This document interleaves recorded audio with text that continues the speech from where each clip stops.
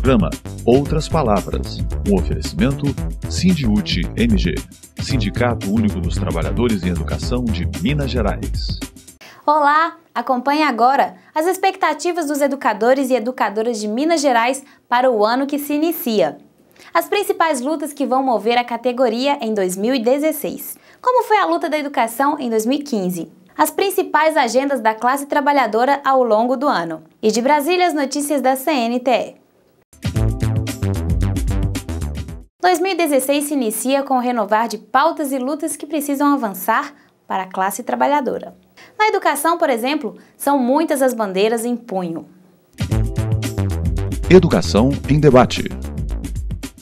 E a luta não para. Se em 2015 os educadores e educadoras de Minas Gerais fizeram diversas mobilizações, assembleias, saíram às ruas, se manifestaram em Ouro Preto, marcaram presença em vários atos públicos em Belo Horizonte e fora do estado, sentaram à mesa de negociação com o governo e arrancaram com determinação e muita persistência a lei do piso salarial profissional em Minas, ainda que de maneira escalonada, bem como também se encorajaram numa greve inédita e histórica dos servidores das Superintendências Regionais de Ensino e do órgão central. Para este ano, as expectativas não são muito diferentes. Enfrentamentos serão necessários para garantir novas conquistas. Às vezes pode parecer estranho para a população, se não é por salário, vocês brigam pelo quê? Bom, a gente briga exatamente por essa correção, de forma que as carreiras no Estado não tenham perspectiva de futuro. Hoje, um trabalhador com mestrado que atua no órgão central da Secretaria vai demorar 15 anos para receber pelo seu mestrado e com salários que não são condizentes à sua formação, se comparado às demais carreiras dos outros órgãos. E é importante também destacar que o Plano Nacional de Educação prevê que os estados e municípios precisam corrigir os salários da educação de forma a se equipararem com os demais profissionais de nível superior. É um setor da educação que a gente não vê, né? Não está no dia a dia e aí às vezes a gente acha que não existe. Em outros termos, quando a gente fala do trabalhador terceirizado, que a gente vê o resultado do serviço ou reclama quando o serviço não é com a qualidade necessária, mas não enxerga aquele trabalhador precarizado que desenvolve aquele trabalho. Meu nome é Claudineide Lima, sou analista educacional do órgão central. Eu acho de grande importância esse movimento, é um movimento histórico, que o pessoal do administrativo da SCE não tinha feito greve anteriormente. Então, ver essa mobilização linda deste pessoal, dos técnicos da educação e dos analistas educacionais, é uma coisa de grande valia. Eu espero que nós consigamos os nossos pleitos, que são pleitos, questões que são justas. Eu trabalho na diretoria de legislações e normas de pessoal da SCE, então eu sei que houve uma injustiça que veio desde o governo anterior e espero que o governo atual venha resolver essa situação. Eu sou o Diego, analista educacional do órgão central. A educação, ela viveu um divórcio com o Estado, foram vários anos aí de divórcio. No começo do ano, o Sindiúti conseguiu um acordo histórico com a pasta da educação, só que era uma pauta muito extensa. A batalha do piso já consumiu muitas energias, foi uma vitória significativa, tivemos um reajuste de cerca de 30% parcelado, só que é uma pauta muito mais extensa, marcada por distorções históricas. E é isso que está em jogo agora, é a continuação da superação de todas essas distorções e desigualdades que comprometeram a educação. Aí a gente tem carreiras de técnicos e analistas para corrigir essas distorções e valorizar o quadro de administrativo, de servidores administrativos. Isso tudo pensando sempre na melhoria da educação.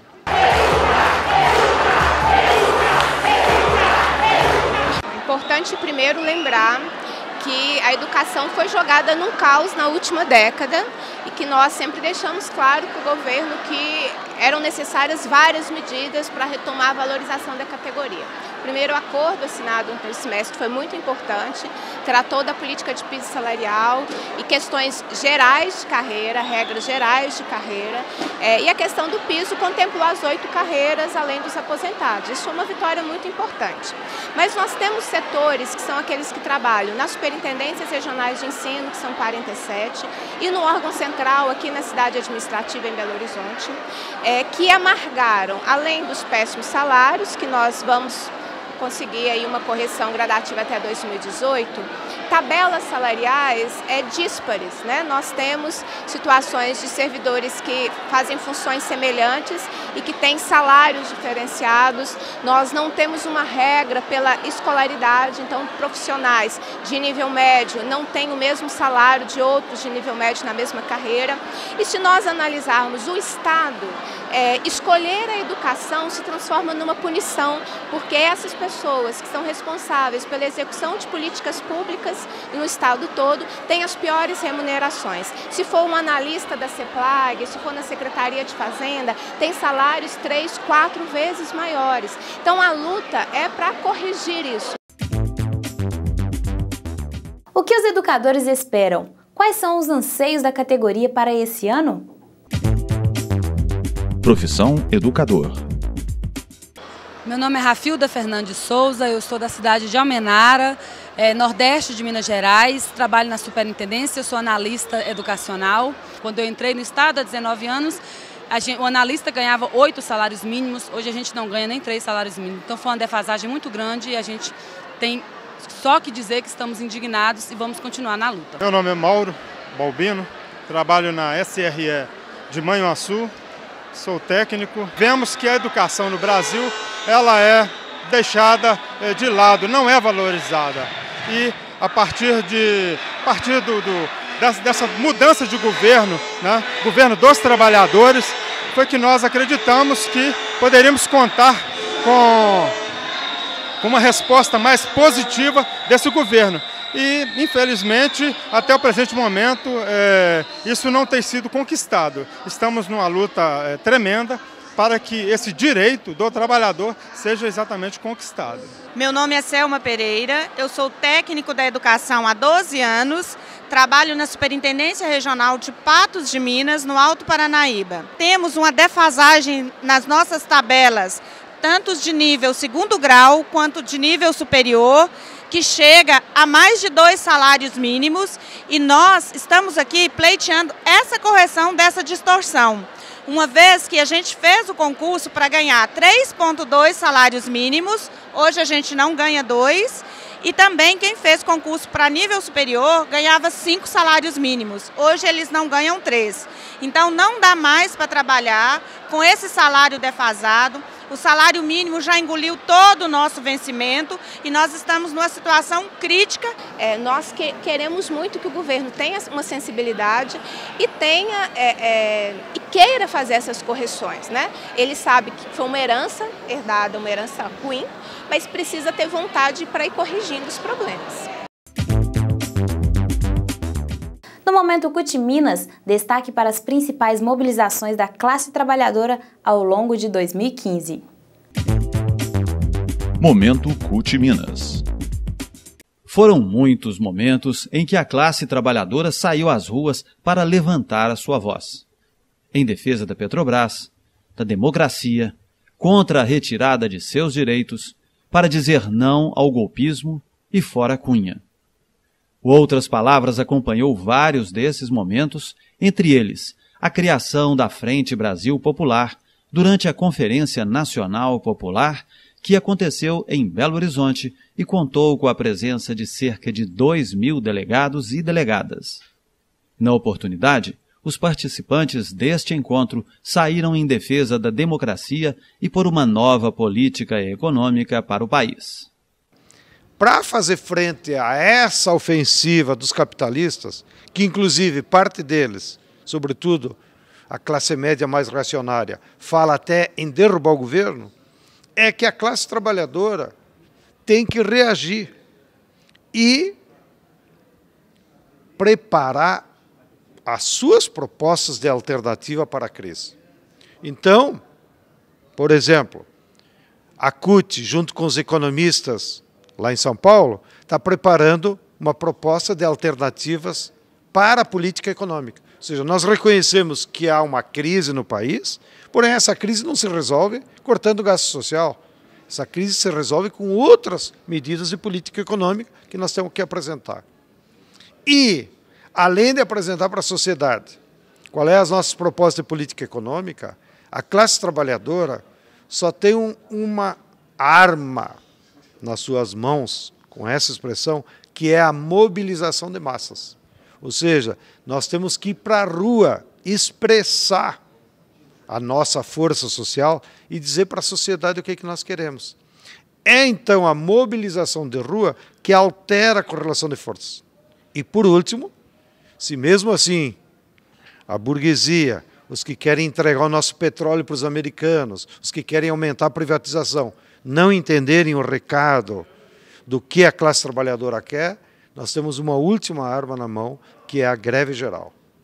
A greve geral, ela interrompe a produção no país e demonstra para a sociedade, então, que, na verdade, quem produz a riqueza nesse país, quem resolve os problemas nesse país, é os que trabalham. E se os trabalhadores resolverem cruzar os braços, a economia brasileira para. Então, a greve geral é uma arma potentíssima para a classe trabalhadora alterar a correlação de força e dizer, ó, eu só volto a trabalhar se os meus direitos forem garantidos, se mudar essa política econômica, se preservar a Petrobras para os trabalhadores e se nós voltar a ter um programa que resolva, de fato, os problemas da classe trabalhadora. Outro momento marcante para a classe trabalhadora em Minas foi o Congresso Estadual da CUT, realizado em Belo Horizonte de 28 a 30 de agosto, cuja abertura contou com a presença do ex-presidente Luiz Inácio Lula da Silva. É importante que a gente não perca nunca de vista o que está acontecendo nesse país. Eu acho que nós poderemos fazer as críticas que a gente quiser fazer ao governo. Vocês têm o direito, porque vocês elegeram este governo. E quem elege um governo tem direito de cobrar o governo. Mas é importante que a gente não perca de vista que a gente está vivendo um momento excepcional no mundo. A crise que se instalou em 2008 e que nós decidimos resolver já em 2009, na primeira reunião do G20, até agora, nenhuma decisão que nós tomamos em Londres foi cumprida pelos países ricos. Logicamente que a gente não pode jogar a culpa apenas nos outros. Nós temos que também pensar se o que nós fizemos é certo ou errado, se era o momento certo ou não. Mas a verdade é que nós temos que ter claro. A gente pode discordar do nosso governo, mas ele é o nosso governo. Nós criamos esse governo. Porque este país é muito grande. Este país tem um potencial extraordinário. Este país tem uma classe trabalhadora e um povo fantástico. Este país aprendeu de autoestima. Este país, em dezembro do ano passado, tinha apenas 4,8% de desemprego, que era o menor desemprego que esse país já teve no mundo. A gente está vivendo dificuldade agora, mas quem é que não teve dificuldade? E quando a gente tem dificuldade, a gente não fica chorando a dificuldade. A gente levanta a cabeça e vai resolver o problema. O Congresso uniu jovens militantes e sindicalistas que já têm história na construção da Central Única dos Trabalhadores. A juventude tem que ser ouvida, tem que mostrar sua cara. Ela tem força de vontade, tem sangue na veia e a CUT tem estrutura, tem história, está aí desde 1983. Unindo CUT e juventude, o país pode mudar o rumo. Eu faço uma avaliação super positiva a questão da união realmente de uma central única de trabalhadores, que não pode ser mais uma central ou uma união, tem que ser a central dos trabalhadores, dessas entidades, né, pluripartidárias e principalmente dentro de um sentido mais amplo da palavra. A questão de termos uma entidade forte, paritária e principalmente representativa do ponto de vista do Estado, com uma força ativa e efetiva da questão de direitos dos trabalhadores, faz com que todos os segmentos, todas as categorias representadas ali tenham voz e ação. Fizemos um debate e a definição de uma intensa agenda e de plano de lutas. Estabelecemos, então, políticas de ação da CUT Minas no que se refere à juventude, no que se refere a políticas permanentes. Fizemos um debate específico da atuação da CUT Minas frente ao governo do Estado e a definição de políticas públicas aqui no próximo período. Então, é um balanço positivo e o Congresso cumpriu o desafio que nós nos propomos, que era fazer um Congresso como um aglutinador de forças. Isso também se espelhou na constituição de uma chapa de unidade para a direção, que foi eleita com a presença massiva dos ramos, do campo e da cidade e de sindicatos de várias regiões do estado de Minas Gerais, colocando aí a diversidade, a pluralidade de representação que nós temos dentro da nossa central, com todas as forças políticas. Então nós saímos mais fortes desse Congresso para as lutas do próximo período. O jurídico do Sindiúti esclarece sua dúvida. Tira dúvidas. Estou no estágio probatório e eu posso pedir mudança de remoção?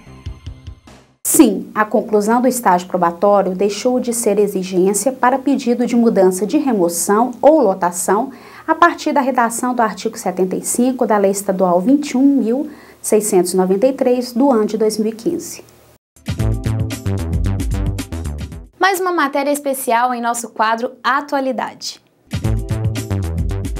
Atualidade.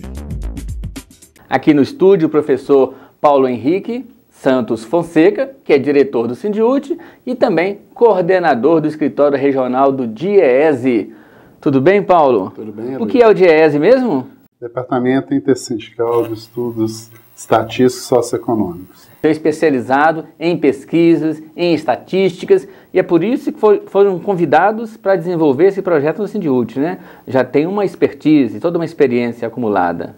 Tem essa experiência, né, de fazer a pesquisa, e nós estamos inovando agora, que é fazendo a pesquisa online, né? Essa pesquisa está disponível no nosso site, o site do Sindiúti, e também toda a estrutura do sindicato, através das suas subsedes, da sede, né, estão disponibilizadas para que os nossos educadores da rede pública estadual, né, de Minas Gerais, que estão na ativa hoje, né, respondam esse questionário, né? Nós esperamos ter uma grande adesão para que a gente possa conhecer melhor a nossa categoria, melhor representá-los, né, e saber exatamente quais são os anseios e as necessidades, né, do educador e da educação em Minas Gerais. O que o Sindiúti pretende levantar? Que tipo de informação?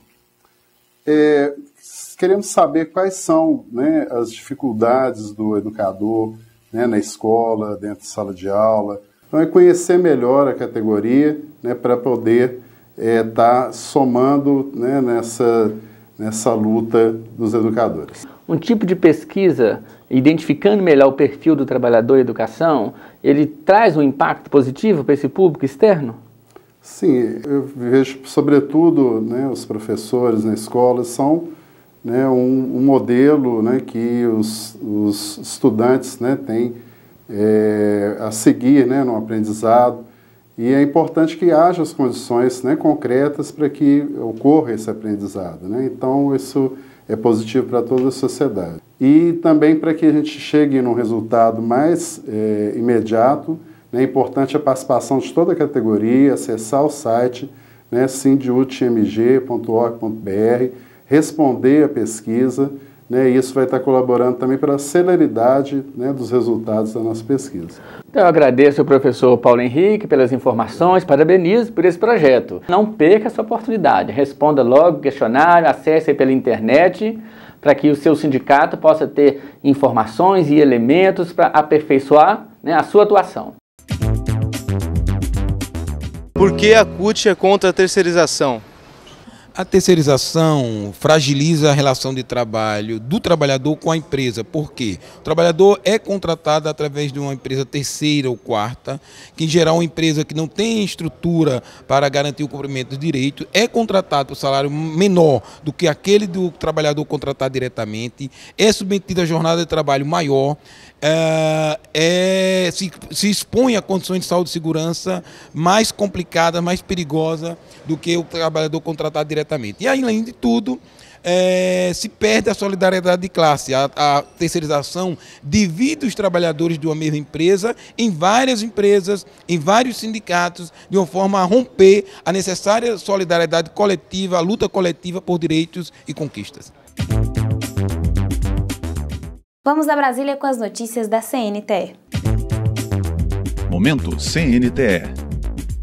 A Confederação Nacional dos Trabalhadores em Educação tomou posse na Comissão Técnica Nacional de Diversidade para Assuntos Relacionados à Educação dos Afro-Brasileiros do Ministério da Educação. A Cadara é formada por 34 representantes do governo e da sociedade civil e é a segunda vez que a CNTE participa. O objetivo da Cadara é elaborar, acompanhar e analisar políticas públicas e educacionais para garantir o cumprimento da lei e promover o combate ao racismo nas escolas. A secretária de Combate ao Racismo da Confederação, Ieda Leal, destacou a importância de colaborar com o planejamento de ações voltadas para a efetivação de políticas públicas de combate sistemático ao racismo. O papel da CNTE é acompanhar esse trabalho nos sindicatos. Nós precisamos traduzir o que o profissional precisa ter na sala de aula para combater o racismo. Então, nós, da CNTE, presentes na comissão, vamos facilitar e vamos levar. É uma ponte entre o MEC e a CNTE e os professores e os trabalhadores administrativos. Nós vamos, então, garantir que essa qualidade, as propostas dos professores e essa intervenção, ela seja mais próxima ao MEC. Isso significa que nós vamos ter um trabalho mais qualificado de combate ao racismo. Diversas comunidades em Minas Gerais ainda vivem o caos do mar de lama provocado pelo rompimento das barragens da Samarco. Movimentos sindicais, sociais e populares cobram providências por parte da empresa. Choque de realidade.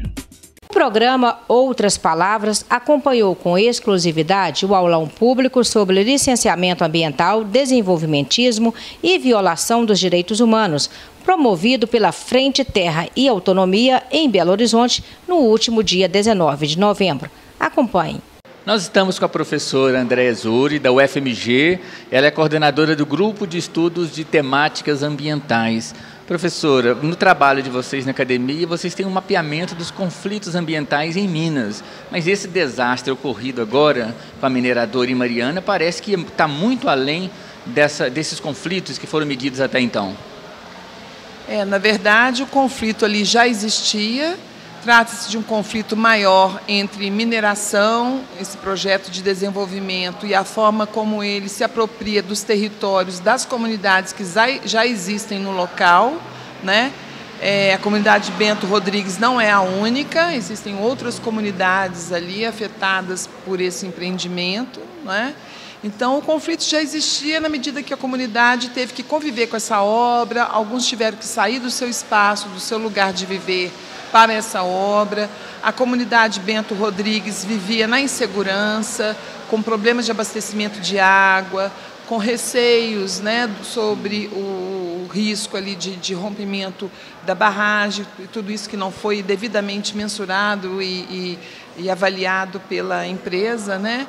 Então, ali já existia esse conflito latente. O que houve, na verdade, o que está acontecendo, o que houve foi um desastre, né? Ocasionado pelas operações, pela barragem de rejeito que se rompeu, esse desastre, que, ao que tudo indica, não é um desastre natural, né?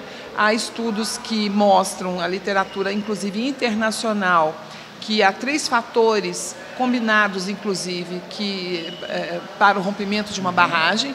Primeiramente, quando o projeto é falho, ou quando a execução do projeto é falha, e quando o monitoramento é falho. E, em geral, a combinação desses três, projeto ruim, execução falha e monitoramento falho, é que né, ocasiona o rompimento da barragem. Sobre o monitoramento, o que temos ouvido falar é que vários protocolos de segurança nacionais foram descumpridos e mesmo medidas mitigadoras, condicionantes, não foram observadas pela mineradora, que poderiam ter ocasionado esse desastre. Não só protocolos nacionais, mas também internacionais. Então, nós estamos diante de violação de direitos humanos, direitos civis, direitos ambientais, danos individuais, danos coletivos. É um desastre, né, sem dimensões na história do Brasil e um dos maiores do mundo. Então, a dimensão assim, não é um desastre, é em Minas Gerais. Acho que a dimensão ainda não foi devidamente colocada, né? É um desastre, é um dos maiores do mundo, né? Equivalente ao vazamento lá de petróleo do Golfo do México. Então, é um desastre maior do Brasil mesmo. As famílias não podem voltar a trabalhar ou buscar emprego em Mariana de forma isolada. Uma porque não tem emprego na região e outra porque as famílias historicamente construíram o seu meio de trabalho onde elas viviam, em Paracatu, em Bento Rodrigues e nas demais comunidades que foram afetadas. Então, nesse processo, nós colocamos isso para a empresa, ficou muito claro. A empresa disse que sim, que vai fazer esse processo, que vai fazer da melhor forma coletiva possível, mas nós sabemos que nós não temos a mesma concepção de democracia e de participação coletiva. Nós sabemos que, além dos atingidos de Mariana, tem os atingidos de toda a bacia do Rio Doce, que somando hoje são mais de 4 milhões de pessoas, porque juntam 228 municípios, desde Mariana até na região do Espírito Santo. Então, todos esses municípios foram afetados de alguma forma, sem contar os afluentes, né, que acaba contaminando também, levando para os rios, para os afluentes, todo esse processo de contaminação. Acho que deveria ter uma CPI da mineração. Não é possível que a mineradora esteja atuando livremente, que continue. Os impactos no meio ambiente e para as comunidades serão impactos de longo prazo para os pequenos agricultores, para a agricultura familiar. Mariana não será a mesma. Então é necessário que isso faça com que a gente, ao nos recuperarmos, possamos criar mecanismos mais rígidos, que haja punição para situações como a que aconteceu e para que o mercado não esteja acima da vida, que a vida seja defendida pelo Estado, que é a obrigação do governo, dos governos protegerem a população e não proteger o interesse de mineradoras como a Samarco. Pois é, e há relatos, Beatriz, de que também não é só essa realidade de risco, de perigo, né? A gente sabe que vários outros perigos rondam diversas comunidades. Muitos alertas do MAB, do Movimento Atingidos por Barragens. A gente vê aí um grande contingente de pessoas, a exemplo de Mariana, à mercê dessa situação. Exatamente. Locais em que também não haverá um alerta, caso haja um rompimento de barragem, locais em que a mineradora e a região não estarão preparados no caso de uma tragédia semelhante. Então, a gente precisa realmente aprender com essa dura lição que Minas Gerais está vivendo, né? A solidariedade que eu vi em Mariana é muito presente, muito forte, mas nós não podemos nos resumir à solidariedade. Alguém precisa pagar pelas 28 pessoas desaparecidas e pelas mortes já confirmadas. As coisas não podem ser tratadas como um mero acidente, uma questão de casualidade. Ao contrário, poderia ter sido evitada, as mortes poderiam ter sido evitadas, e a população precisa ter uma assistência coletiva, porque a experiência dos atingidos por barragens demonstra que daqui a pouco a empresa oferece recursos individualmente para as pessoas, sem cuidar da região, sem cuidar da coletividade daquela comunidade, achando que uma indenização individual resolve o problema. E, na verdade, não resolve. A vida da comunidade não pode ser tratada dessa forma.